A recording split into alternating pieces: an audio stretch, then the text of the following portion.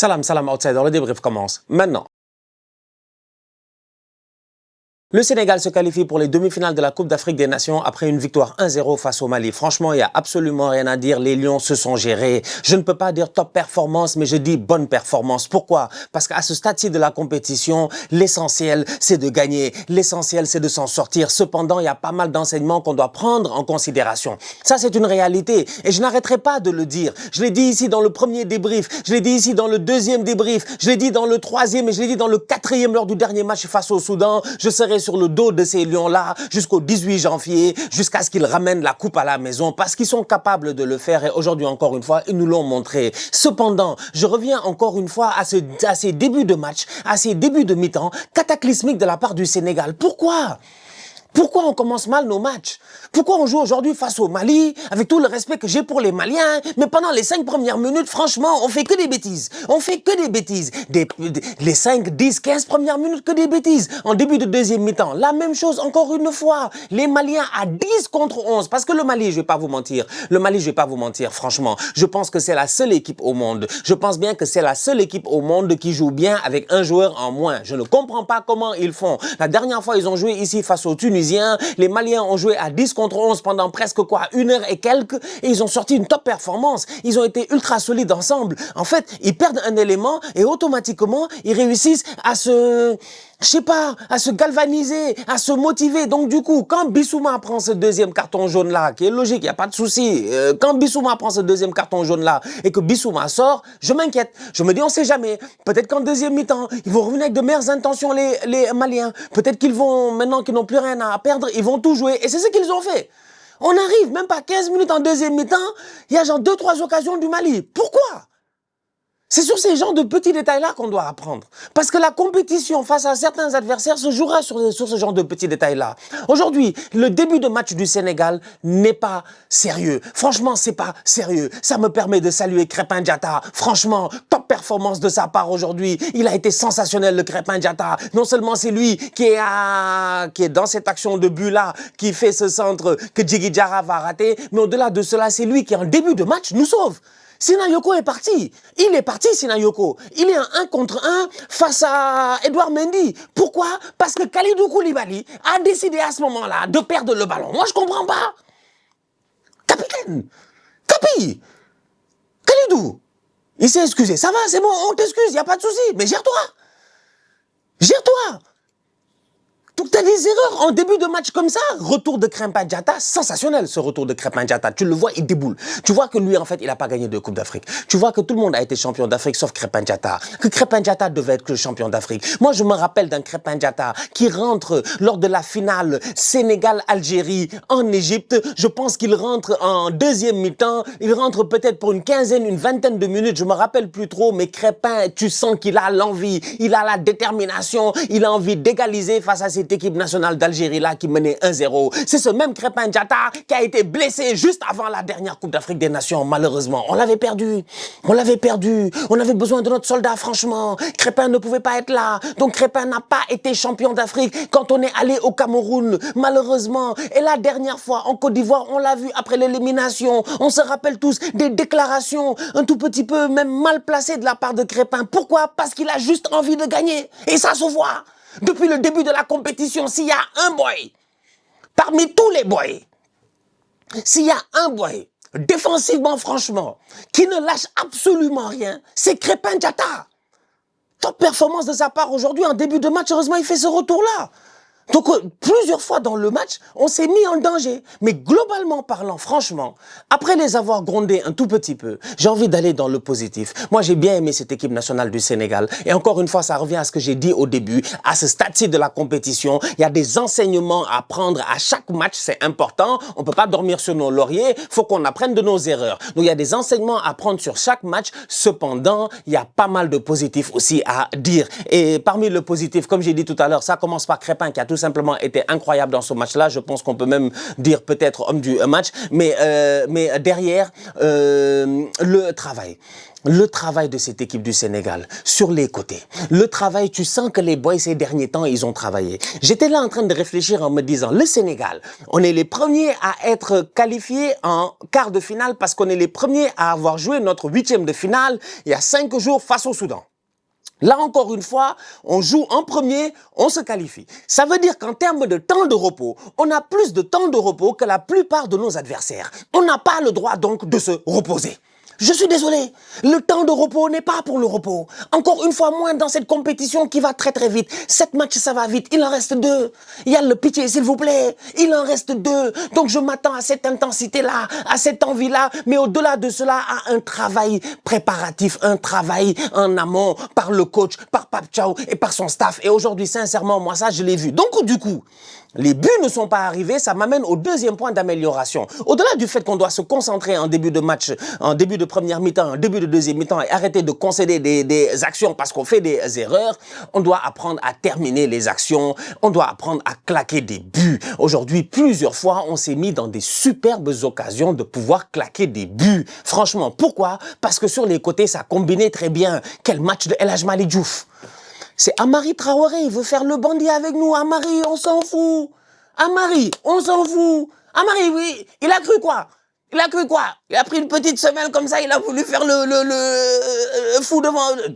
Le boy, il s'en fout. Le boy, il est tranquille. Le boy a dit, le vieux, tranquille, ouais, franchement, ça va aller, laisse-moi partir. Malick fait son match aujourd'hui. Malick a failli claquer un but. Heureusement pour les Maliens qu'ils ont Djigui Diarra. Si Djigui Diarra ne fait pas le match qu'il a fait, aujourd'hui, malgré l'erreur qu'il fait aujourd'hui, je pense que cette équipe nationale du Mali là aurait perdu à un moment donné plus que de 1-0. Je vais pas vous mentir. Donc du coup, je regarde cette équipe-là du Sénégal, je regarde les mouvements qu'il y a sur les côtés, je regarde El Hadji Malick Diouf et je me dis ouais bravo, franchement bravo, bravo à Malick, bravo à Crépin. Nos latéraux ont été ultra utiles dans la construction du jeu, surtout dans les 30 mètres, dans les 30 derniers mètres adverses. Pourquoi? À cause de leurs efforts, à cause des appels de balles. De temps en temps, ça faisait des appels derrière le dos de Sadio Mané. Il n'était pas servi, mais c'est pas grave. Il a ouvert un espace. Il a permis à Sadio de rentrer, de frapper ou de rentrer et d'essayer d'aller chercher un autre décalage. De temps en temps, il a frappé. Djigui Diarra a fait l'arrêt. De temps en temps, il a centré et c'était pas mal. Franchement, moi, j'ai beaucoup aimé l'activité de cette équipe du Sénégal là, notamment sur les côtés, les combinaisons, les triangles qui se créaient entre Iliman Ndiaye, Krépin Diatta,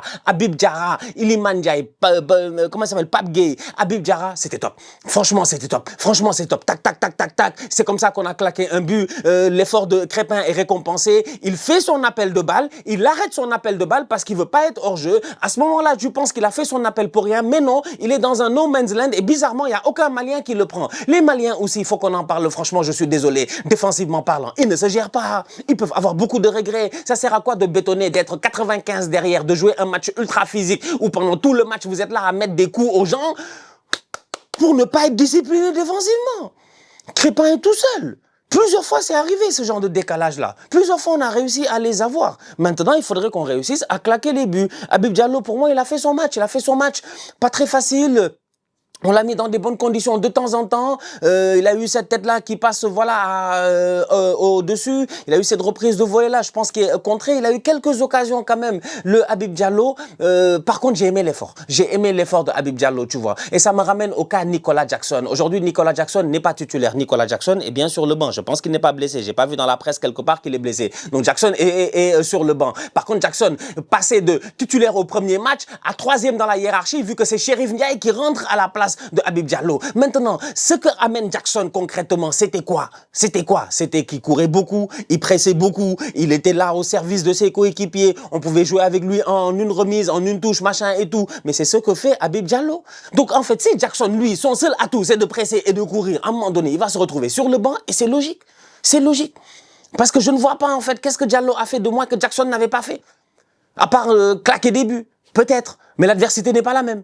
C'est pas le Botswana là. C'est pas l'équipe la plus nulle de la compétition. Là, c'est le Mali.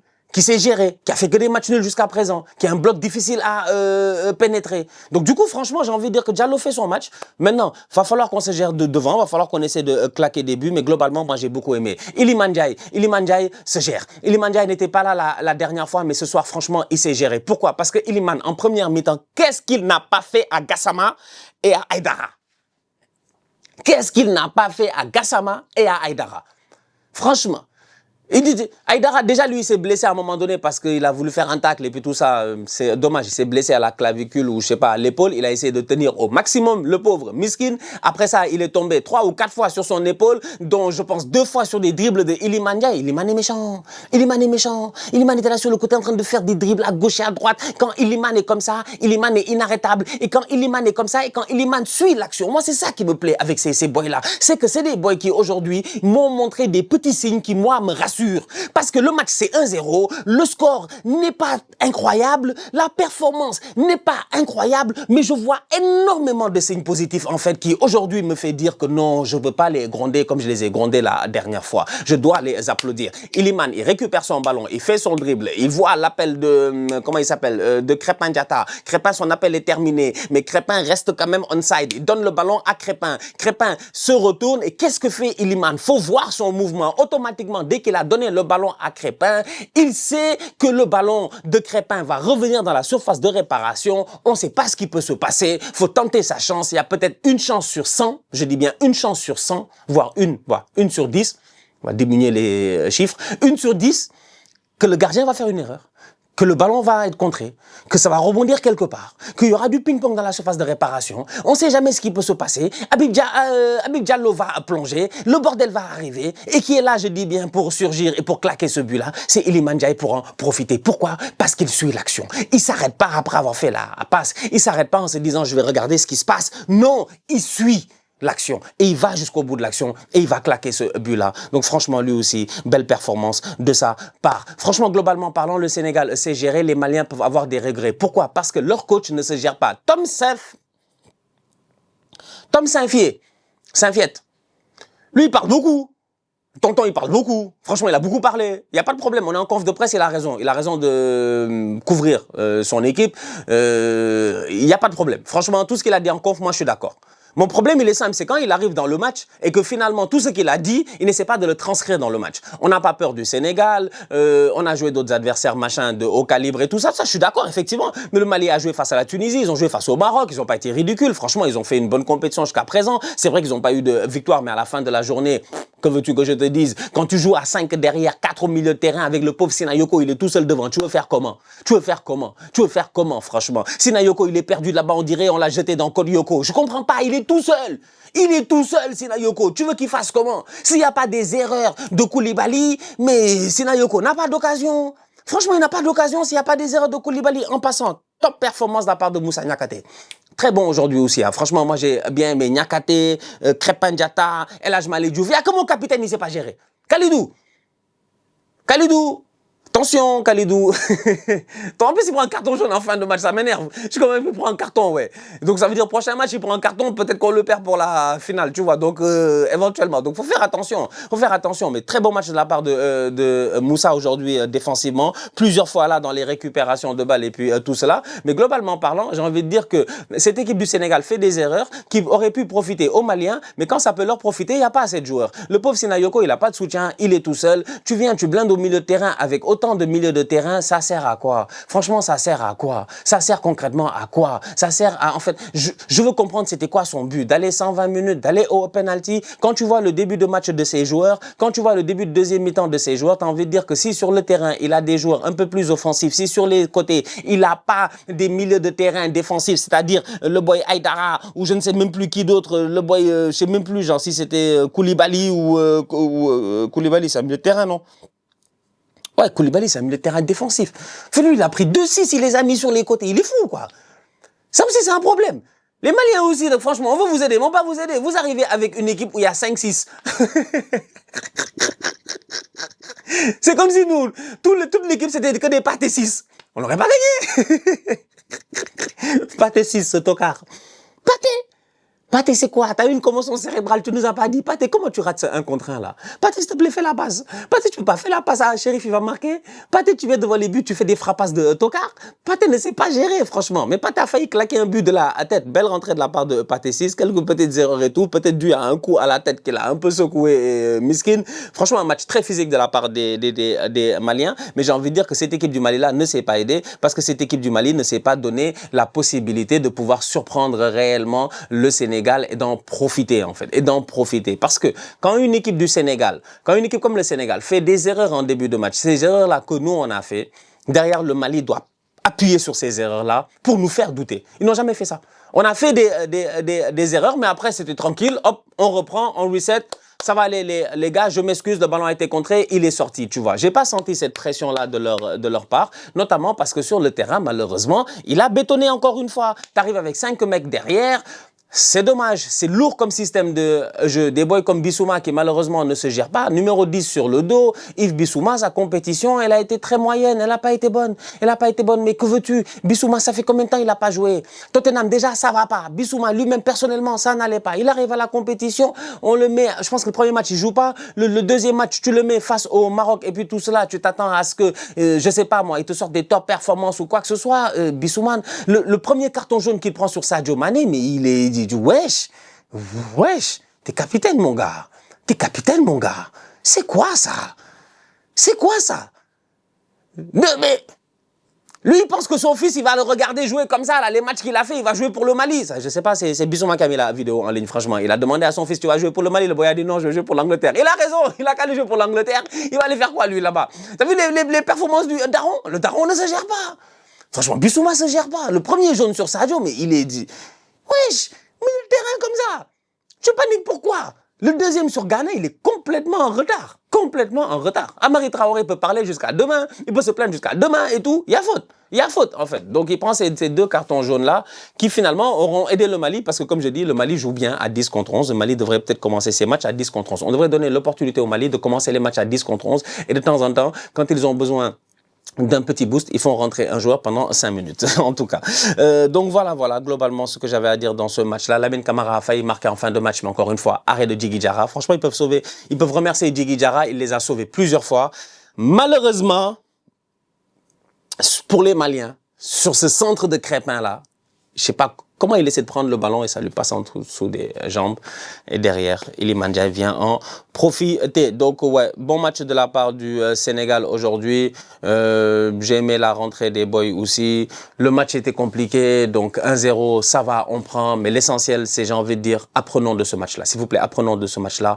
Apprenons, qu'il faut qu'on tue les matchs quand on peut. Aujourd'hui, c'était 1-0 et plusieurs fois, un peu on s'est fait peur et tout parce qu'on s'est dit les Maliens peut-être qu'ils vont égaliser, on sait jamais et tout, alors qu'on avait l'opportunité de tuer le match, surtout en fin de match quand on a eu pas mal de contre, des 3 contre 2, des trucs comme ça. Je sais pas s'ils étaient fatigués ou quoi que ce soit. Ça c'est les choses que j'ai pas trop appréciées, donc j'ai envie de dire aux boys quand même, si on devait calmement demain après le petit déj, quand l'euphorie elle redescend et ils savent qu'ils sont en mission, donc du coup notre objectif c'est pas demi-finale, notre objectif c'est pas dernier carré, notre objectif c'est la coupe. Donc du coup demain calmement après le petit déj, quand tout le monde a bien mangé, je viens calmement et je leur dis que moi ça j'ai pas aimé franchement. En fin de match il fallait tuer ce match là à un moment donné. Le 2-0 nous aurait mis à l'abri. Deuxièmement, faut qu'on rentre bien dans les matchs. Ces débuts de première mi-temps et de deuxième mi-temps cataclysmiques qu'on fait depuis le début de la compétition jusqu'à présent, on échappe un tout petit peu. La dernière fois face au Soudan ils ont marqué et tout, on a réussi à renverser la tendance. Faut qu'on fasse attention, faut qu'on fasse attention. Les Congolais nous ont fait la même chose. Faut qu'on fasse attention franchement parce que on a l'effectif qu'il faut pour aller jusqu'au bout. Faut juste que les boys restent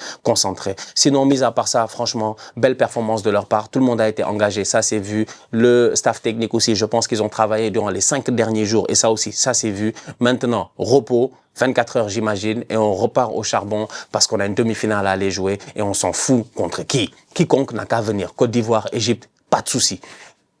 Pour être le meilleur, faut taper tout le monde. Et je pense que les boys là, ils sont prêts. Donc voilà. Et encore une fois, shout out à Sadio Mané et à Gana Gueye parce que vraiment, ils ont fait leur match. Ouais. c'est que Sadio et Gana, à un moment donné, je veux la photo là, l'arrêt sur image de de Gana qui parle à Sadio après la frappe de Sadio. Je sais pas qu'est-ce que Gana lui a dit. Gana lui a dit, ouais, mais Malik, il a fait l'appel, frère, vas-y, donne-lui. Je sais pas, il a fait le dédoublement, vas-y, donne-lui, ou je sais pas quoi. Mais j'ai trop aimé, j'aime le fait qu'on a des vétérans qui se gèrent. Et ça fait plaisir, en fait. Mais à partir de maintenant, j'ai envie de dire, quelle que soit l'issue de la compétition, moi, je suis fier du match, de la performance, pardon, que mes vétérans ont sorti dans cette compétition. Parce que les jeunes, ils apprennent, ils sont en apprentissage, ils ont peu d'expérience. Par contre, ces mecs-là qui ont de l'expérience, ils sont en train vraiment de se gérer. Et parmi ces mecs-là, il y a des boys comme Pape Gueye aussi. On n'en parle pas, mais bon, ça fait quoi? Ça fait une 3e Coupe d'Afrique des Nations. Pape Gueye a été champion d'Afrique. Il a été éliminé la dernière fois face à la Côte d'Ivoire. Ce match-là, je pense qu'il ne peut pas le jouer. Il a raison, il est en mission. Pape Gueye aussi fait de très bons matchs dans l'entrejeu. Plusieurs fois, il a l'opportunité. Il trouve des pocket space de frappe. La dernière fois, ça a fait mouche. Cette fois-ci, ça n'a pas fait mouche. La prochaine fois, ça marchera. Ça, je suis convaincu. Donc, franchement, globalement, j'ai beaucoup aimé ce Sénégal-là. C'est bien, c'est bien. Bravo à nos Lions, Habib Diarra, tout le monde. Voilà, les gars, vous vous êtes gérés. On continue, on lâche pas. Vraiment, bojo, yeah. Dites-leur hein, que leur père est venu. Leur père est venu, oui, n'ont qu'à faire attention à nous. La famille, on se capte très bientôt pour une nouvelle vidéo. D'ici là, on continue à liker, on continue à partager. On s'abonne. On est ensemble, on reste en santé, toujours le plus important. Tous outsiders.